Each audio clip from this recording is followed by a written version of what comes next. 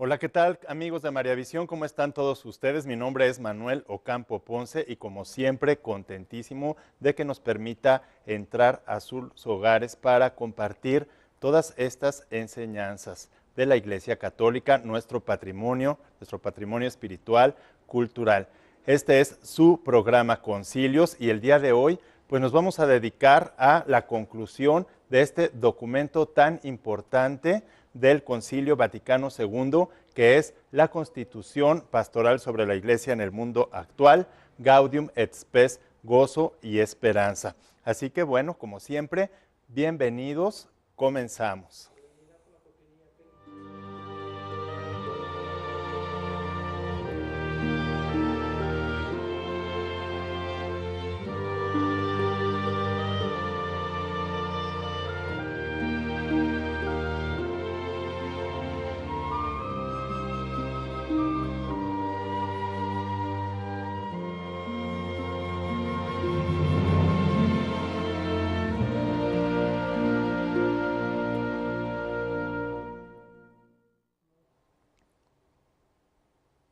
Estamos aquí en su programa Concilios, llegando al término de este documento tan importante del Concilio Vaticano II, que es la Constitución Pastoral sobre la Iglesia en el Mundo Actual, Gaudium et Spes. A partir de los números 91 en adelante, tenemos lo que es ya la conclusión. Este documento, pues es verdaderamente el documento, ya veremos, más extenso del Concilio Vaticano II, y no solo del Concilio Vaticano II, sino de todos los documentos de los concilios. Históricamente es el documento que abarca más y bueno, pues en su conclusión, yo lo que pude darme cuenta y que ustedes verán aquí en los materiales que hemos preparado, pues está dividida esta conclusión en dos partes. Una parte que es como ecuménica, de mensaje de unidad, y la otra parte de la conclusión es de compromiso. O sea, primero el mensaje, cómo va dirigido, no nada más a los fieles católicos, a los pastores y a los laicos, sino también a todos los hombres de buena voluntad y a todos los hombres, aún a los enemigos de la Iglesia Católica. Pero después viene, en la segunda parte de la conclusión, el compromiso que tenemos los bautizados, los fieles cristianos, de que realmente pues este mensaje, no nada más el mensaje del Concilio Vaticano II, sino principalmente el mensaje del Evangelio, se cumpla. Y para eso vienen unas palabras muy fuertes en esta conclusión, en donde dice que no basta, ¿verdad?, con pues tener muy buena disposición, muy buena voluntad, sino que al final no todo el que diga Señor, Señor va a poderse salvar, sino que el que cumpla la voluntad de Dios, el que realmente con obras pueda realizar el plan de salvación, pues que Dios nos ha participado o encomendado. Por eso es tan importante que nosotros, cuando leamos este documento, la Constitución Pastoral sobre la Iglesia en el Mundo Actual, Gaudium et Spes, Gozo y Esperanza, lo hagamos con mucha atención y siempre con un conocimiento muy profundo de lo que es la doctrina católica y la tradición de la Iglesia Católica.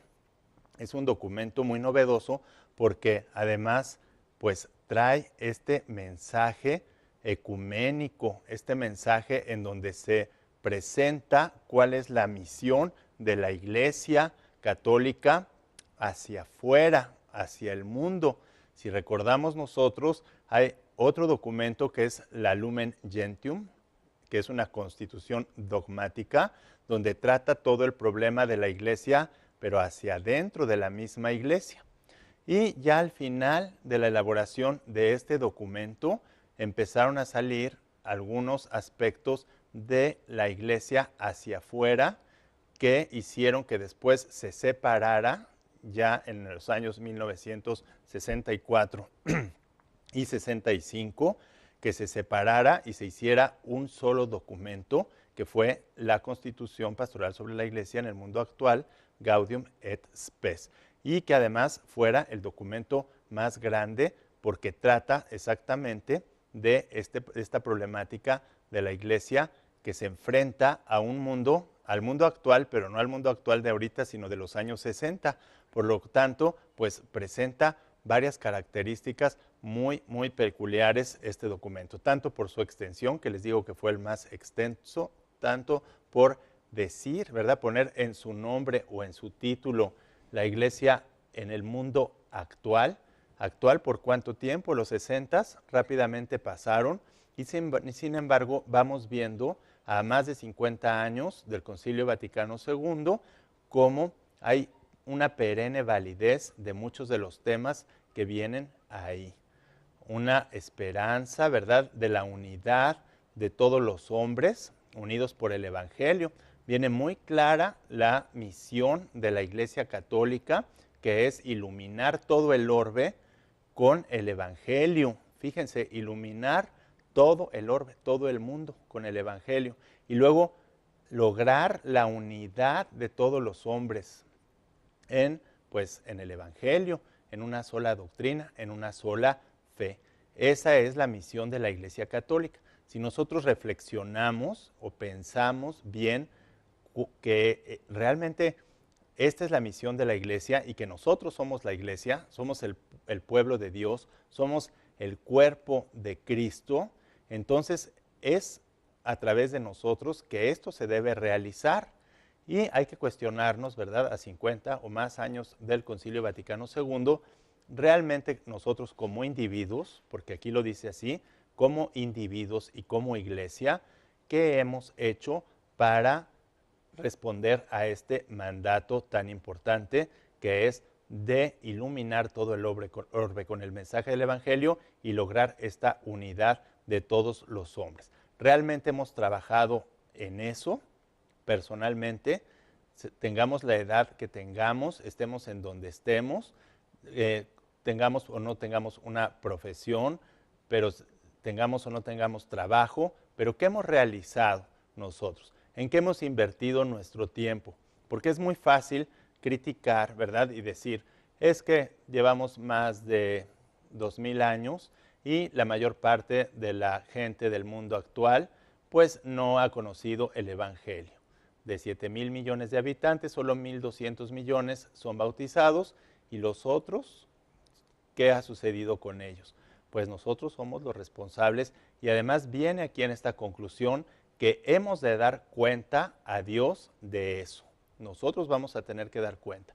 Nosotros unidos a nuestros pastores, que son pues los sacerdotes, que son sobre todo los obispos. Los obispos tienen esta gran responsabilidad y hay que ver cómo vamos actuando para poder lograr esta misión tan importante de la Iglesia. Por eso esta conclusión pues recoge, ¿verdad?, en estas dos partes, en una parte que yo veo ecuménica, porque viene mucho pues el interés por la unidad de los cristianos y por la unidad de todos los hombres, pero también, ojo, ¿verdad?, porque hay la tentación de pensar que la unidad de los cristianos se puede lograr a partir de una visión superficial del Evangelio. Ay, bueno, pues ellos piensan diferente, nosotros pensamos diferente, pues vamos a hablar del clima. Y entonces así no entramos en ningún tema profundo ni en ningún tema de discusión. ¿Para qué saber tanto? ¿Para qué estudiar? ¿Para qué la filosofía? ¿Para qué la historia? ¿Para qué la teología? Si nos movemos en la superficialidad, con que todos nos hablemos bonito y nos veamos bonito, con eso se logra el ecumenismo y la unidad. No, no es verdad esto, porque aquí viene muy claro que esta unidad tiene que ser en la verdad y en la caridad. Si no hay verdad, no puede haber caridad, obviamente. Es decir, en el verdadero amor. ¿Y cómo puede haber verdadero amor y cómo puede haber verdad si no hay un esfuerzo de la persona humana por conocer el mensaje del Evangelio con todos los recursos y con todas las fuerzas que tenga?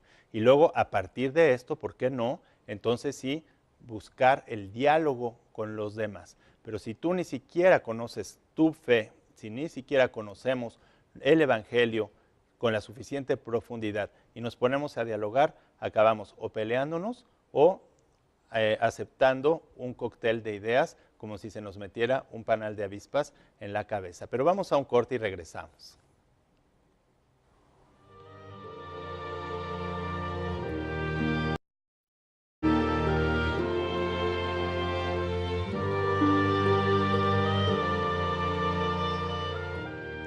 Ya estoy aquí de regreso y les quiero recordar nuestras vías de comunicación para poder estar en contacto durante el programa. Tenemos, bueno, pues el correo concilios@mariavision.com. También tenemos el Twitter, mi Twitter, que es @filos1403. Por el Twitter nos podemos comunicar rápidamente para mandar algún saludo o también para hacer alguna pregunta o comentario que crean pertinente. O tenemos también el Facebook, que es manuel.ocampo.ponce. Si ustedes me hacen una solicitud de amistad durante el programa, yo generalmente recibo todas las solicitudes de amistad que recibo pues durante este programa, para que podamos estar en contacto. Y bueno, vamos a continuar con esta conclusión de la Constitución Pastoral sobre la Iglesia en el Mundo Actual, Gaudium et Spes, Gozo y Esperanza. Y estábamos diciendo, ¿verdad?, de la importancia de esta parte, primera parte ecuménica de la conclusión, porque la conclusión se ve dividida en estas dos partes, la ecuménica y la de compromiso.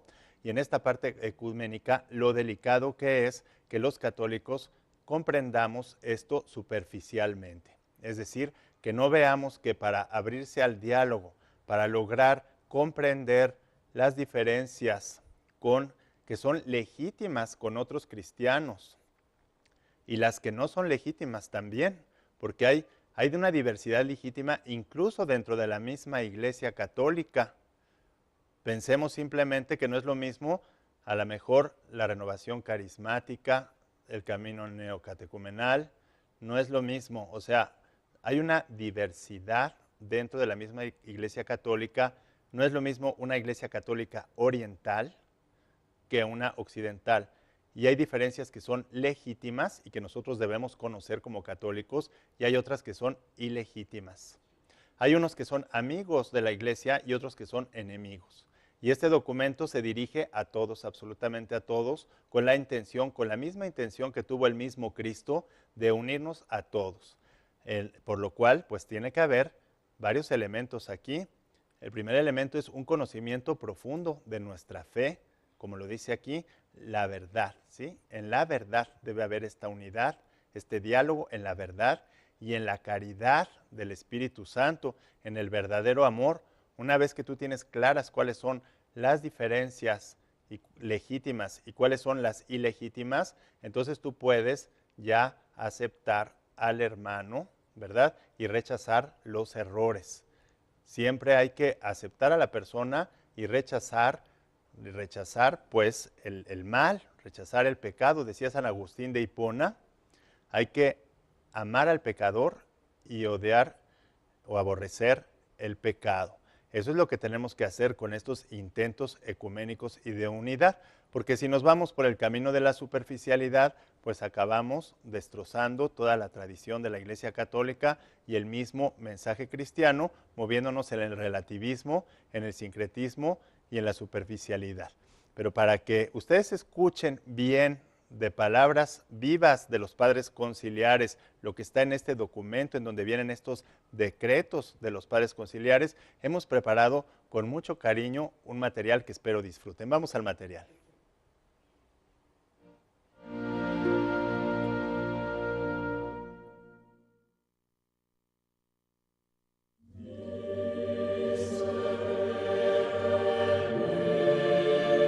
La Constitución Pastoral sobre la Iglesia en el Mundo Actual, Gaudium et Spes, concluye en su número 91 con la tarea de cada fiel y de las iglesias particulares, afirmando textualmente que todo lo que, extraído del tesoro doctrinal, ha propuesto el concilio, pretende ayudar a los hombres de nuestros días, creyentes o no creyentes, de manera explícita en Dios, con el objeto de que con la más clara percepción de su entera vocación, ajusten mejor el mundo a la superior dignidad del hombre, tiendan a una fraternidad universal más profundamente arraigada y bajo el impulso del amor, con esfuerzo generoso y unido, respondan a las urgentes exigencias de nuestra edad.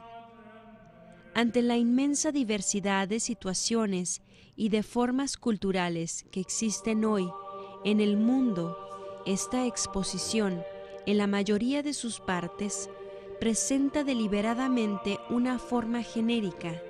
Más aún, aunque reitera la doctrina recibida en la Iglesia, con más de una vez trata de materias sometidas a incesante evolución, deberá ser continuada y ampliada en el futuro. Confiamos, sin embargo, que muchas de las cosas que hemos dicho, apoyados en la palabra de Dios y en el espíritu del Evangelio, podrán presentar a todos valiosa ayuda, sobre todo una vez que la adaptación a cada pueblo y a cada mentalidad haya sido llevada a cabo por los cristianos bajo la dirección de los pastores.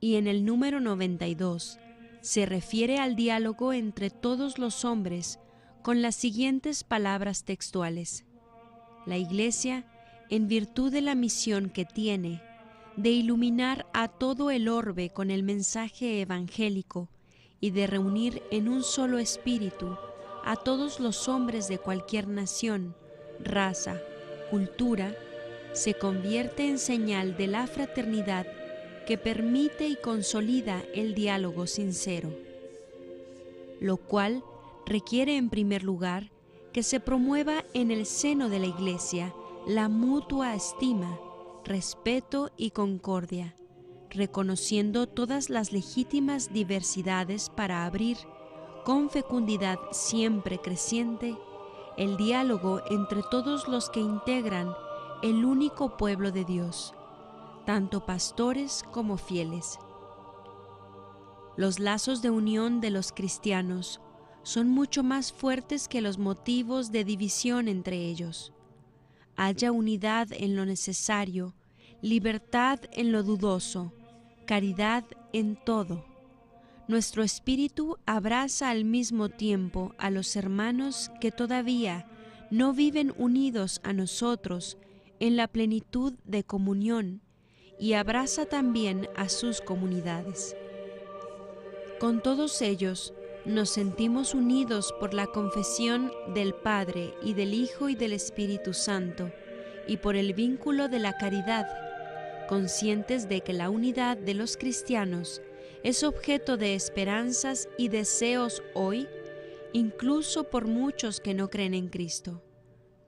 Los avances que esta unidad realice en la verdad y en la caridad, bajo la poderosa virtud del Espíritu Santo, serán otros tantos presagios de unidad y de paz para el universo entero.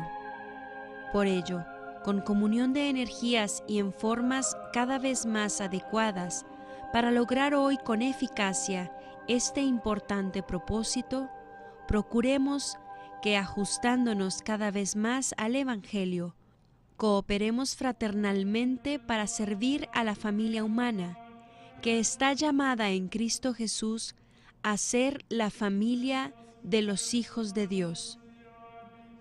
Nos dirigimos también, por la misma razón, a todos los que creen en Dios y conservan en el legado de sus tradiciones preciados elementos religiosos y humanos, deseando que el coloquio abierto nos mueva a todos a recibir fielmente los impulsos del Espíritu y a ejecutarlos con ánimo entusiasta. El deseo de este coloquio, que se siente movido hacia la verdad por impulso exclusivo de la caridad, salvando siempre la necesaria prudencia, no excluye a nadie por parte nuestra, ni siquiera a los que cultivan los bienes esclarecidos del espíritu humano, pero no reconocen todavía al autor de todos ellos, ni tampoco a aquellos que se oponen a la Iglesia y la persiguen de varias maneras. Dios Padre es el principio y el fin de todos. Por ello, todos estamos llamados a ser hermanos. En consecuencia, con esta común vocación humana y divina, podemos y debemos cooperar, sin violencias, sin engaños, en verdadera paz a la edificación del mundo.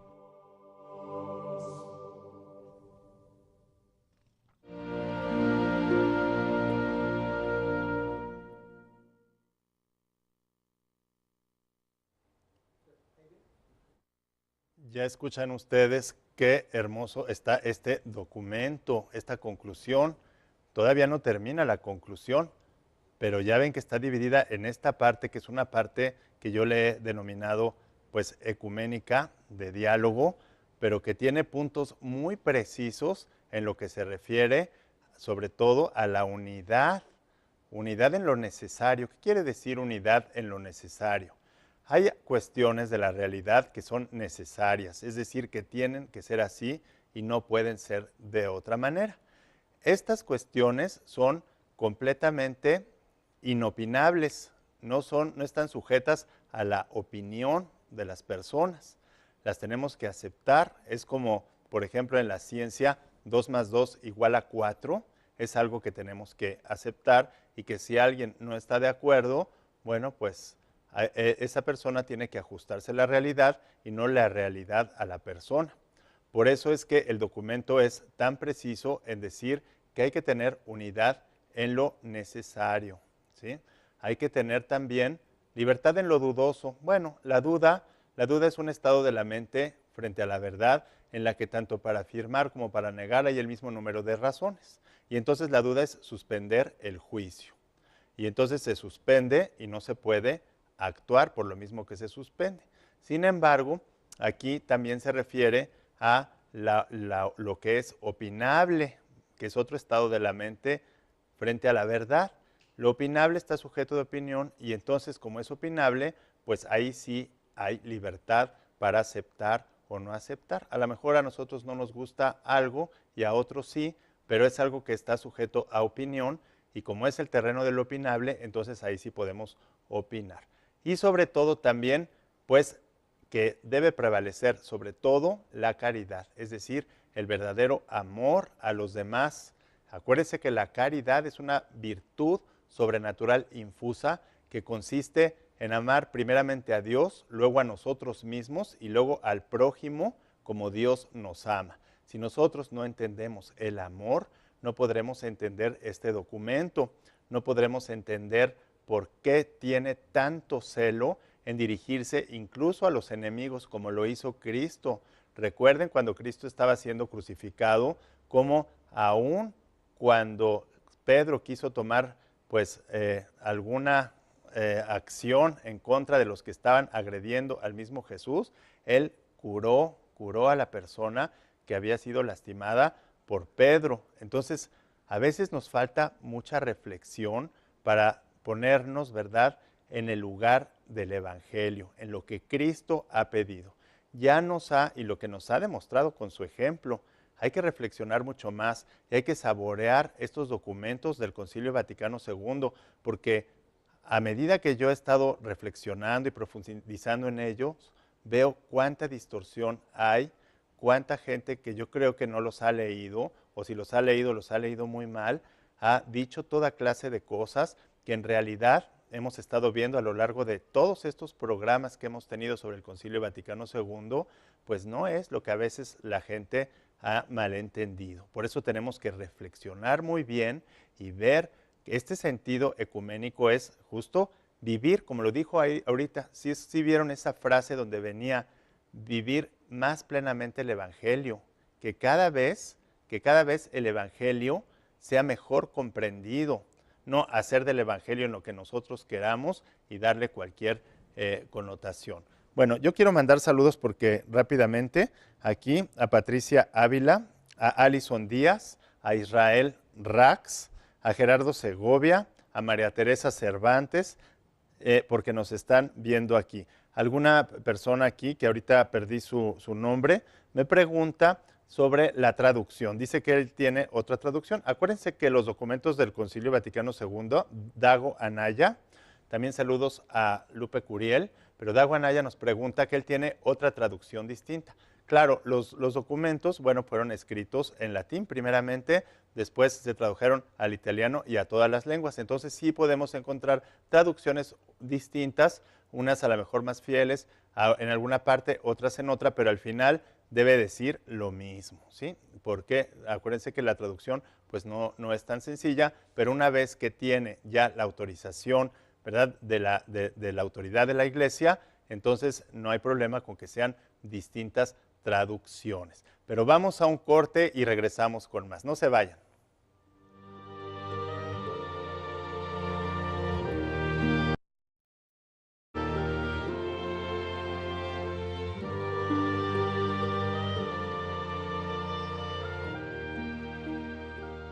Un saludo a Maribel Ariza, que está enferma. Les pedimos oración por ella. Y vamos a continuar un poco más a partir del número 93 de esta Constitución Pastoral sobre la Iglesia en el Mundo Actual. Acuérdense que aquí vienen divididos por parágrafos, que son conjuntos de párrafos, porque los documentos de la Iglesia Católica precisamente son traducidos a muchos idiomas. Y por lo mismo, como son diferentes ediciones y editoriales, no vienen separados o divididos nada más por páginas, sino principalmente por parágrafos que tienen un numerito al lado izquierdo. Y ahí, si ustedes ven en sus documentos del Concilio Vaticano II, pues podemos ver que tienen ese número de parágrafo, y aquí nos estamos refiriendo ahorita al punto 91 y 92, en la parte que les digo yo que es más bien como más de ecuménica, de diálogo, de a quién va dirigido todo esto ya en conclusión. Pero a partir del número 93, ustedes se darán cuenta que viene la parte del compromiso de nosotros los cristianos, del compromiso sobre todo de dar testimonio, de vivir el Evangelio. ¿Quién va a poder dar testimonio y quién va a poder vivir lo que ni siquiera conoce? Me pregunto cómo le vamos a hacer. Estamos afanados en conocer toda clase de cosas, de adelantos tecnológicos, de profesiones. Estamos con grandes afanes y esfuerzos por saber cada vez más de cosas muy especializadas, pero muy descuidados de conocer, de profundizar y de hacer un esfuerzo intelectual por conocer, profundizar en lo que es el Evangelio, en lo que es la doctrina de la Iglesia Católica, porque este Evangelio se ha desdoblado, explicitado, explicado, desvelado a través de toda la tradición católica y en todos los documentos oficiales que provienen principalmente de los concilios, de los sínodos, pero principalmente de los concilios ecuménicos. Por eso este es un magisterio ordinario y además hay obligación de los cristianos católicos, como ahorita van a ver en el siguiente material que pasemos, cómo viene que los padres conciliares asistidos por el Espíritu Santo decretan, ¿sí?, promulgan esto, y entonces por lo tanto tiene una validez universal y una obligatoriedad. Pero nosotros, realmente, ¿cuántos de nosotros, yo me pregunto, realmente hemos buscado conocer, profundizar en estos documentos, no nada más del Concilio Vaticano II, sino el Catecismo de la Iglesia Católica, las encíclicas, las cartas pastorales, las exhortaciones, toda esta gran riqueza que viene en tantos documentos históricos de la Iglesia Católica? Perdemos el tiempo en leer una serie de cosas que son triviales, cosas que son de segunda importancia, y en cambio nos perdemos de reflexionar, de pensar, de hacer vida el Evangelio. Es decir, ¿cómo lo podemos hacer vida si ni siquiera lo conocemos suficientemente? Y esto es una exhortación muy fuerte que trae esta parte del compromiso en esta parte del documento. Pero para que ustedes lo vean directamente de voz de los padres conciliares, vamos a este material. Ponga mucha atención.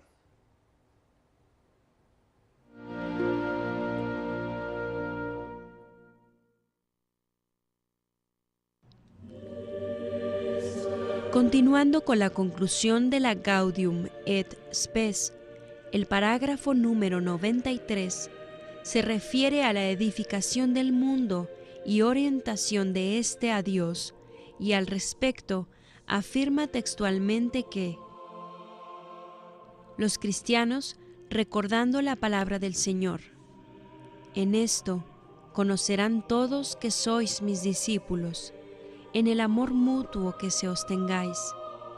No deben tener otro anhelo mayor que el de servir con creciente generosidad y con suma eficacia a los hombres de hoy. Por consiguiente, con la fiel adhesión al Evangelio y con el uso de las energías propias de éste, unidos a todos los que aman y practican la justicia, han tomado sobre sí una tarea ingente que han de cumplir en la tierra, y de la cual deberán responder ante aquel que juzgará a todos en el último día. No todos los que dicen Señor, Señor, entrarán en el reino de los cielos, sino aquellos que hacen la voluntad del Padre y ponen manos a la obra. Quiere el Padre que reconozcamos y amemos efectivamente a Cristo, nuestro hermano, en todos los hombres, con la palabra y con las obras, dando así testimonio al Padre, y que comuniquemos con los demás el misterio de amor del Padre Celestial. Por esta vía, en todo el mundo, los hombres se sentirán despertados a una viva esperanza, que es don del Espíritu Santo, para que por fin, llegada la hora, sean recibidos en la paz y en la suma bienaventuranza, en la patria que brillará con la gloria del Señor. Al que es poderoso para hacer que copiosamente abundemos más de lo que pedimos o pensamos, en virtud del poder que actúa en nosotros. A Él sea la gloria en la Iglesia y en Cristo Jesús, en todas las generaciones, por los siglos de los siglos. Amén. Todas y cada una de las cosas que en esta Constitución se incluyen han obtenido el beneplácito de los padres del Sacrosanto Concilio. Y en virtud de la autoridad apostólica, a nosotros confiada por Cristo, todo ello, juntamente con los venerables padres, lo aprobamos, decretamos y establecemos en el Espíritu Santo, y ordenamos que se promulgue, para gloria de Dios, todo lo aprobado conciliarmente. Roma, junto a San Pedro, 7 de diciembre de 1965. Paulo, obispo de la Iglesia Católica. Es así como el 7 de diciembre de 1965, víspera de la clausura del Concilio Vaticano II, tuvo lugar la votación y aprobación solemne de la Constitución Pastoral sobre la Iglesia en el mundo actual, Gaudium et Spes.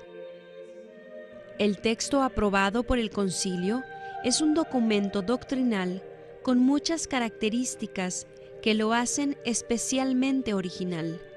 En primer lugar, se trata del documento más extenso de un concilio. También es el texto más arriesgado en el sentido de que, al llevar en su título la expresión mundo actual, parece contar con una validez relativa, porque el mundo actual de los años 60 pronto dejó de tener actualidad. Además, con el calificativo pastoral, provocó un gran interés y más intervenciones de los padres conciliares, sobre todo en los temas del ateísmo, el matrimonio y la paz. El término pastoral se puso para distinguir la constitución pastoral, Gaudium et Spes, de la constitución dogmática Lumen Gentium. En la Lumen Gentium se trataba del misterio de la Iglesia, de su naturaleza teológica, etc. Es decir, se trata de la Iglesia considerada en sí misma desde el misterio de Dios, de su designio salvador y de su naturaleza sacramental. En cambio, Gaudium et Spes parte de la enseñanza profundamente doctrinal del Lumen Gentium, pero sitúa su objetivo en la relación que existe entre la Iglesia y el mundo actual. De hecho, lo que acabaría siendo Gaudium et Spes fue, hasta un año antes de concluir el concilio, un apartado de los esquemas sobre la Iglesia que eran el objeto de estudio por parte de las comisiones, los organismos conciliares y los mismos padres. En 1964 se separó del torrente eclesiológico que daría lugar al Lumen Gentium y comenzó su andadura propia, el famoso esquema 13, hasta culminar en el texto final de Gaudium et Spes. En la Constitución Pastoral Gaudium et Spes, la Iglesia no se dirige solamente a sus fieles, sino a todos los hombres. El Concilio Vaticano II, tras haber profundizado en el misterio de la Iglesia, se dirige ahora no solo a los hijos de la Iglesia Católica y a cuantos invocan a Cristo, sino a todos los hombres, con el deseo de anunciar a todos cómo entiende la presencia y la acción de la Iglesia en el mundo actual. La actitud de la Iglesia ante el mundo moderno se muestra abierta y acogedora, pero sin dejar de subrayar los elementos negativos o amenazadores de su tiempo, como lo fueron la Guerra Fría en su fase aguda y la secularización del mundo. El concilio quería subrayar lo positivo de lo que se ha llamado modernidad. Esa actitud era también un cierto desafío para la Iglesia, que al pronunciarse sobre los diversos aspectos del mundo actual, debía tener en cuenta la indeterminación a que estaban sometidos. La larga exposición de Gaudium et Spes quedó estructurada en dos partes fundamentales, precedidas de una exposición preliminar. La primera parte, Iglesia y vocación del hombre, está centrada en la antropología cristiana. La segunda, algunos problemas más urgentes, desarrolla la visión cristiana de 6 cuestiones fundamentales: el matrimonio y la familia, la cultura, la vida económico-social, la comunidad política, la paz y la guerra, y finalmente, la comunidad internacional.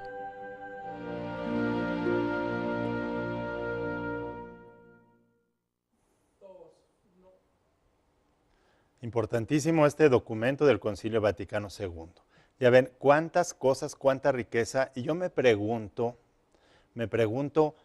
¿qué es lo que ha pasado a 50 años del Concilio Vaticano II? Ya se veían estas amenazas del mundo actual, pero ahora está completamente instaurado un desorden mundial muy grave y muy profundo, ¿sí?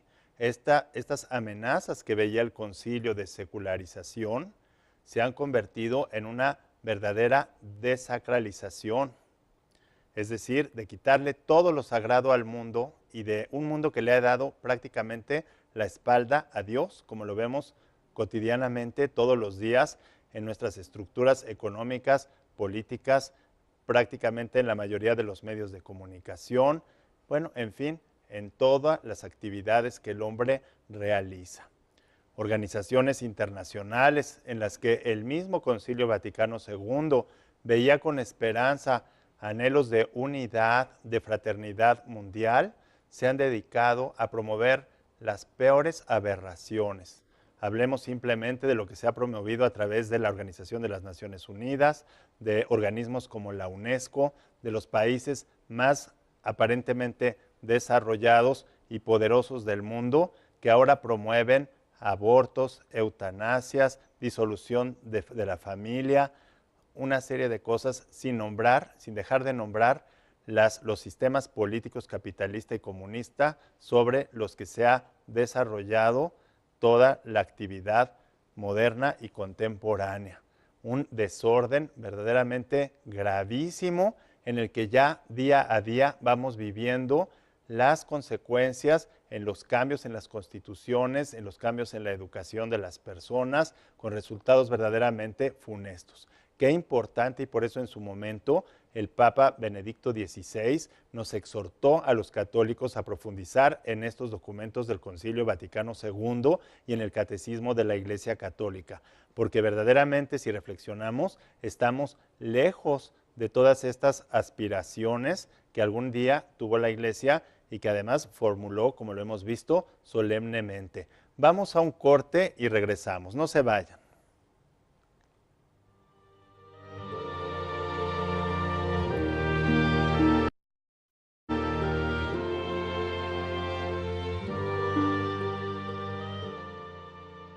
Sigo aquí recibiendo saludos. Quiero mandar un saludo muy afectuoso a Miguel Ángel Rosete.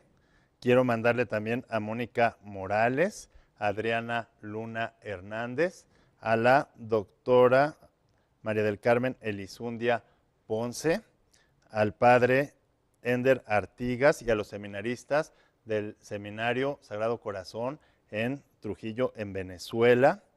Pues les mando un afectuoso saludo. Bueno, otro de los puntos que aquí es importante aclarar en esta conclusión de este documento tan importante del Concilio Vaticano II, la Constitución Pastoral sobre la Iglesia en el Mundo Actual, Gaudium et Spes, es que además mucha gente dice que el concilio fue un concilio eminentemente pastoral, lo cual hemos visto y se ha venido demostrando a lo largo de todos estos programas que hemos llevado del Concilio Vaticano II, que es falso, puesto que las mismas constituciones, hay constituciones dogmáticas.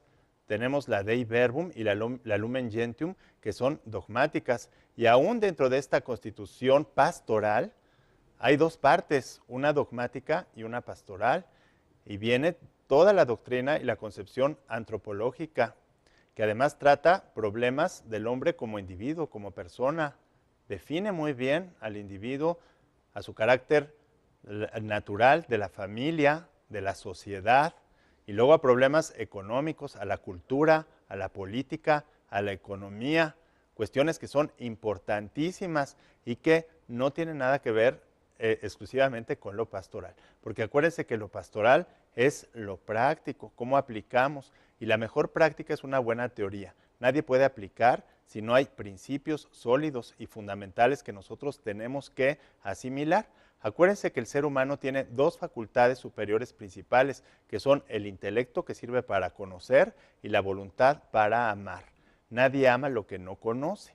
Entonces, si bien el hecho de conocer muchas cosas y a profundizar el Evangelio no garantiza que por eso vamos a vivir conforme a él, porque lo que garantiza realmente el vivir conforme a lo que pensamos es la virtud moral, no solo la virtud intelectual.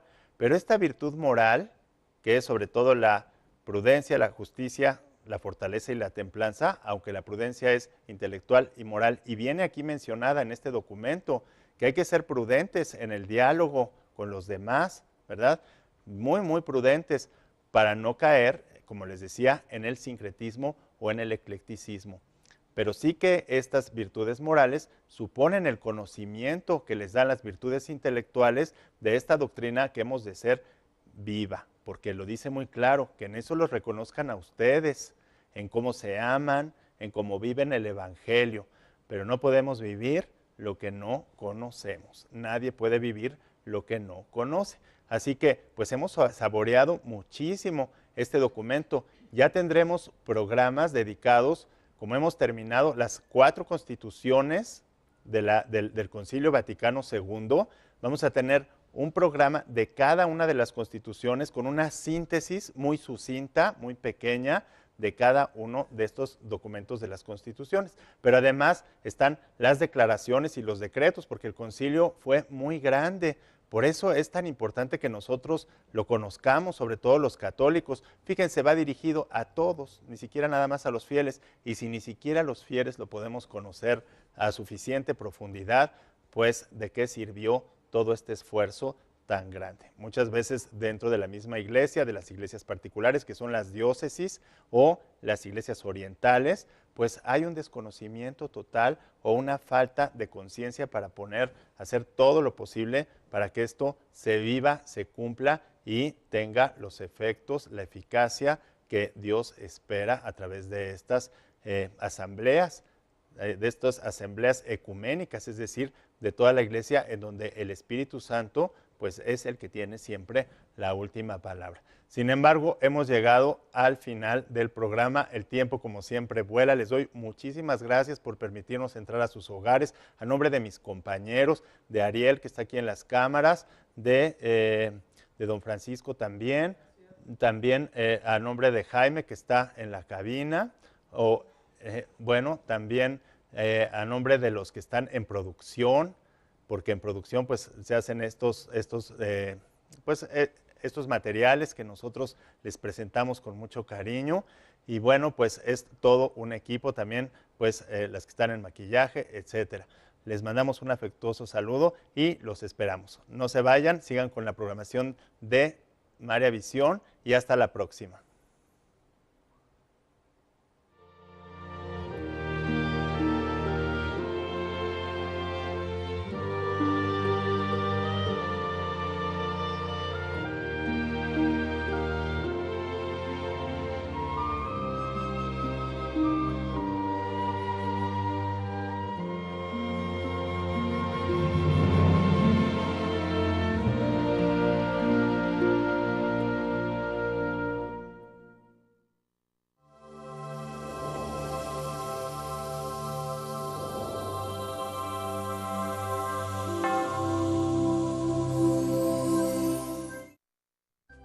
Si usted desea una copia de este programa, por favor contáctenos a los siguientes teléfonos. Desde el extranjero, marque 0052 33 3770 1814 y del interior de la República Mexicana al 01900 849 3507 o escríbenos a nuestro correo electrónico tiendavirtual@mariavision.com y visita nuestra página web www.mariavision.com.